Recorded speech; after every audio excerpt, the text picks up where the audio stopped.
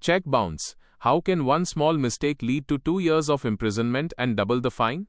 Imagine, a small businessman supplied goods. The other person smiled and gave a check, saying, "Brother, don't worry, the payment will be cleared." That night, the businessman heaved a sigh of relief, because the staff's salary, rent, and the supplier's money were to be paid from that very amount. But the next day, a message arrives from the bank. The check has been returned unpaid. The return memo says funds insufficient. A piece of paper, which was a symbol of trust, suddenly becomes the start of tension, phone calls, and a legal notice. The fear begins right here, because a cheque bounce is not just a payment delay. If the matter is related to a legally enforceable debt, then it can reach Section 138 of the Negotiable Instruments Act. The curiosity is whether every bounce check leads to jail. How much punishment can there be? How much fine can be imposed? And most importantly, what is the right way to avoid this? Today is the era of digital payments. UPI, net banking, cards and wallets have made transactions a matter of seconds, but checks are still used in business, property deals, loans, rent, security deposits, and large payments. A check is not just a method of payment, but a written instruction.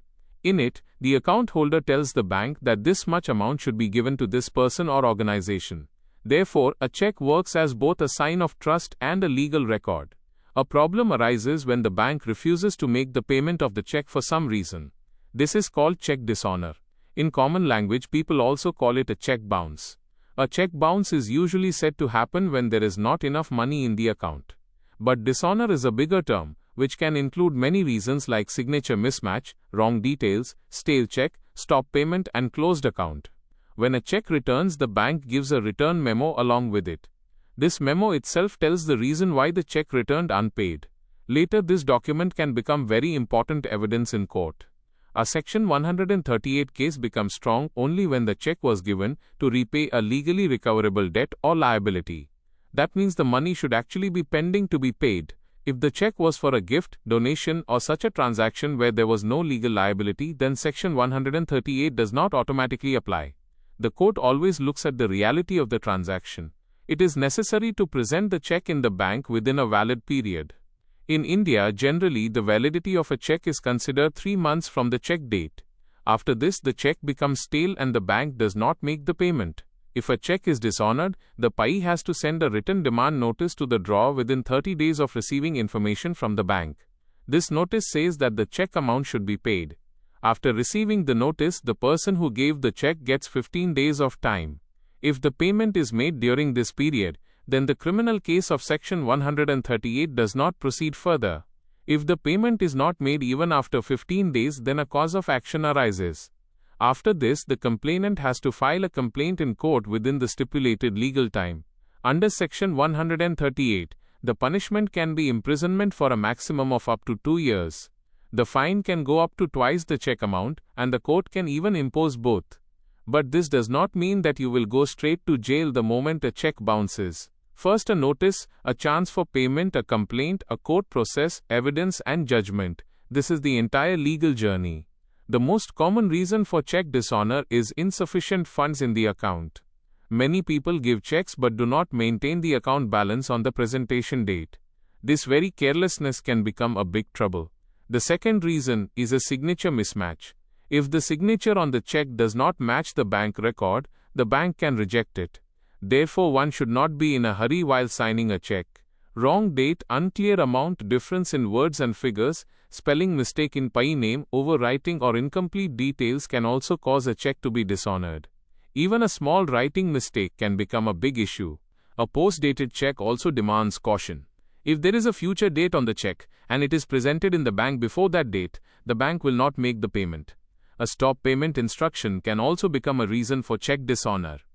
But just saying stop payment does not end legal responsibility, especially if the check was given for a genuine liability. If the check was given from an account that has been closed, then the matter can appear even more serious. This might not be considered just a banking mistake, but also a sign of dishonest intention. Giving a blank signed check is one of the most dangerous habits. Many people give a check by just signing it in trust, but later, that very check can become a cause for dispute. If someone has given a signed blank check, and the other person later fills in the amount and uses it for a legally recoverable liability, then defense does not remain easy for the drawer. There is also a big confusion among people regarding security checks. Many people think that if a security check bounces, no case will be filed. But if the debt was payable on the presentation date, then legal action can be possible. Yes, if the entire payment had already been made, the liability had ended, and the check remained only as security, then a defense could be available. But this will depend on facts and evidence. Section 139 gives a strong advantage to the check holder. If a signed check has been given, then the court can presume that the check was given for a debt or liability. Now the burden comes on the drawer, i.e., the one giving the check, to prove that there was no debt or that the check was misused. Just saying it is not enough, evidence is needed. For the payee too, it is necessary that the transaction is clear. A loan agreement, invoice, delivery proof, account statement, WhatsApp chats, receipts and written records can strengthen the case. If a check is lost or stolen, immediately give a stop payment instruction to the bank. Also keep a police complaint or written record so that a defense can be obtained in case of future misuse. The first rule before giving a check is to check the account balance. There should be enough money in the account until the presentation date for the amount written on the check. The second rule is to write the details clearly on the check. Fill in the date, amount in figures, amount in words, payee name and signature, everything carefully. The third rule is to keep unused check leaves safe. In many disputes, the problem starts from where a signed check or checkbook carelessly falls into someone else's hands. The fourth rule is not to give a check from an inactive account. If the account has not been used for a long time, first confirm the status from the bank, then issue the check. The fifth rule is that if you come to know that the payment will not be cleared, inform the other person immediately. Many disputes avoid reaching the court due to timely communication. The person taking the check should also keep caution. Deposit it within 3 months of the check date and keep the return memo, check copy and bank communication safe. While sending a legal notice, the check number, amount, date, dishonor date, return reason and details of the debt should be written clearly. A vague notice can weaken the case later. The notice should be sent to the person who issued the check. If the check is of a company, it can be necessary to include the company and the responsible signatory in the correct way. A check bounce case can generally be filed in the court where the payee's bank branch is located if the check was given for collection through an account. The case goes to the magistrate court. Usually the dishonored check, return memo, legal notice, postal proof, and transaction documents are attached with the complaint. If the court finds a prima facie case, a summons can be issued to the accused. The accused has to appear in court and follow the process. A check bounce offense is generally considered bailable in nature, so bail can be obtained after formalities like appearance in court and a bail bond. But ignoring a summons can be harmful. In some cases, the court can order interim compensation. This cannot be more than 20% of the check amount, and it depends on the discretion of the court. During the trial, the complainant gives his evidence. The accused conducts cross-examination. Then the accused gets a chance to present his defense and bring documents or witnesses. Many check bounce cases can end quickly, but in practical reality it can take time due to court workload, summons service and adjournments. Therefore, settlement always remains a practical option. Offenses under the Negotiable Instruments Act are compoundable.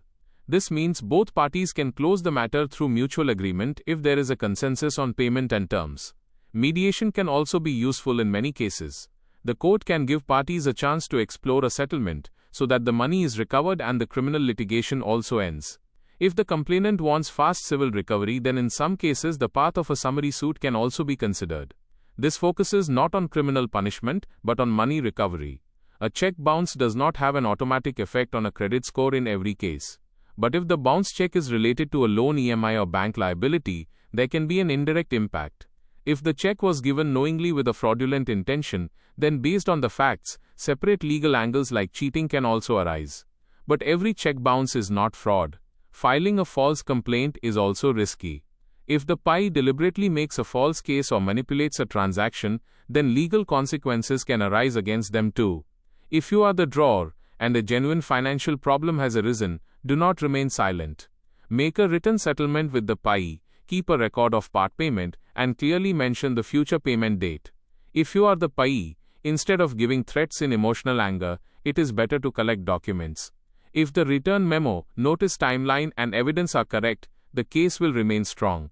Giving a check between family and friends is the most sensitive. Money is given in trust, but if a dispute arises, that same relationship turns into a legal notice. Check discipline is even more necessary in business. If a company routinely issues checks, the accounts team should track the daily balance, issued checks, and due dates.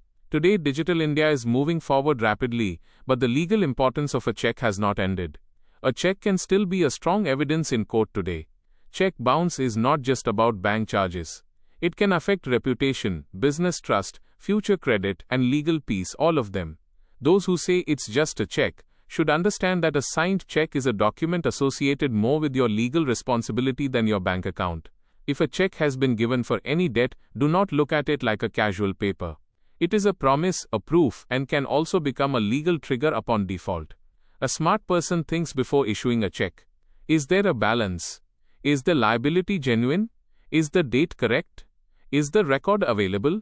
This small checking can save you from a big trouble. A smart payee does not remain careless even after taking a check. They deposit it on time, keep the memo safe, do not delay the notice, and take legal advice on time. Fighting a case in court is not just a battle of law, but also a test of patience. Therefore, the best path in a check dispute is the one that finds a way out through timely payment, settlement, or clear documentation. The story returns to that same businessman. If he kept the check and return memo safe, sent the notice on time, and kept the transaction proof, his case is strong. And if the person giving the check really had to pay the money, but did not maintain the balance in the account, then a small banking carelessness can take him to the doors of the court. Therefore, do not take a check bounce lightly. It carries the risk of a maximum of 2 years of imprisonment, a fine up to twice the check amount, or both. But understanding is more important than fearing. Correct balance, correct details, correct timeline, and correct communication. These 4 things can stop the big trouble of a check bounce to a great extent. A check is an instrument of trust. It requires honesty while giving it, caution while taking it, and understanding of the law's timeline when a dispute arises. Because money can come back, a check can be reissued, a settlement can also happen, but once trust bounces, it can take a very long time to clear it. If this video has taught you something new, or if you feel this information should reach more people, don't forget to like and share the video. Your small share can become valuable and useful information for someone else. If you have any questions related to this topic, or if you would like to share your opinion with us, be sure to write in the comment box. We read every question and suggestion from you, because your feedback inspires us to create better content. And if you want to keep receiving such interesting and reliable information about business, the economy, and the world in the future, then don't forget to subscribe to our channel GRT Business and also press the bell icon so that you get notifications of every new video directly. At GRT Business, we always strive to provide you with accurate, balanced, and reliable information. Our news and analysis are prepared based on information obtained from various news agencies, public sources, and public opinion. We make every effort to verify and validate each fact as much as possible. But in case of any possible error or dispute, the responsibility lies with the respective sources. Our only aim is to present you with a correct and trustworthy perspective so that you can understand any topic better.